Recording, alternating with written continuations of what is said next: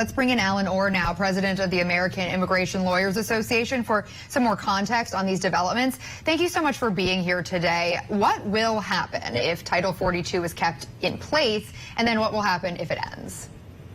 Right. So if Title 42 is kept in place, then injustice is served and the will of the immigration is not followed through, because asylum is a legal way to enter the country under 8 U.S.C. 1182. So what Title 42 did was only stifle the rule of law in this country and not allowing migrants at the southern border to enter the United States, mostly black and brown migrants. So the ports will remain open and people will still be crossing the port every day. Those people just will not be allowed to apply for asylum.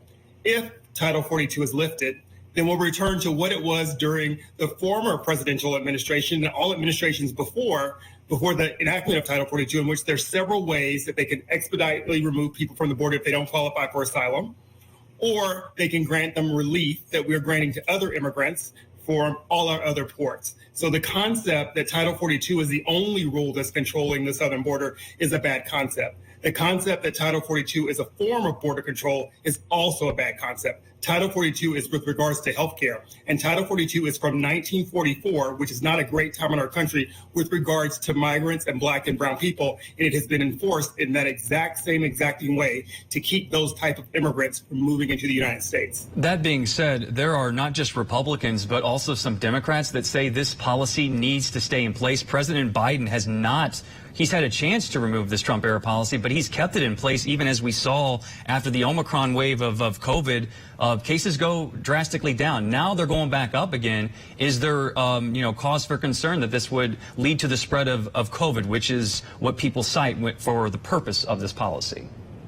A couple of things to think about. The first thing is it was up to the CDC to determine when to end Title 42, not the president. And the CDC did that on their own. In this administration, we've seen the branches work independently. So when the health director said we should end Title 42 is when the Biden administration moved to end Title 42, not because civil rights groups. It was because the CDC said we don't need it anymore.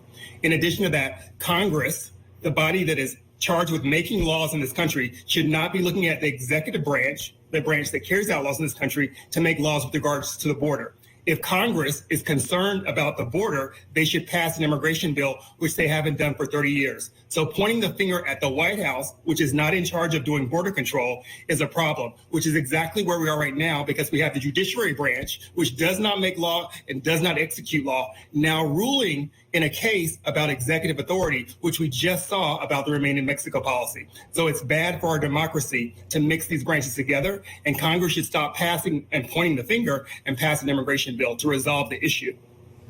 Okay, so what steps would you like to see Congress further take to help just deal with the overall surge at the southern border? Okay, I think first we should cut out the foolishness of saying that 18,000 people are a lot of people are at the southern border.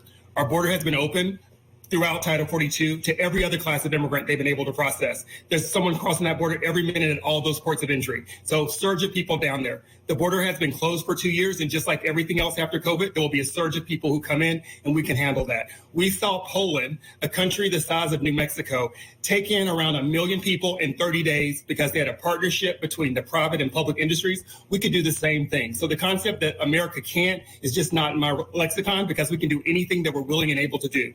The United States should update its immigration laws that it hasn't done because our immigration system is set up for the 80s. And as your previous story said, many of these people are family members of people in the United States who'd be able to migrate here through a legal system right away if the system was just. And in addition to that, even to your previous story, we have a shortage of workers.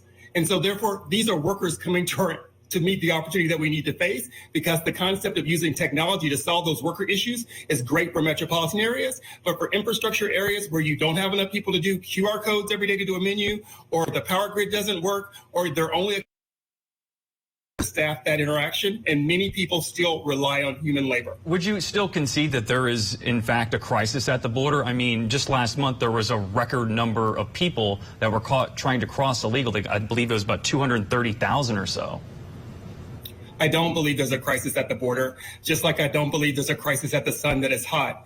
It is what the border has always been consistently for this time period. And when we close the time period down because of COVID, then there is a surge. If there's been a crisis at the border, there's been a crisis at the border for the last 20 to 15 years, and our government has done nothing about it. So if that's the type of crisis that exists, it sort of becomes the norm. And it's something that we point to politically every year to make a bargain on the welfare of people and individuals.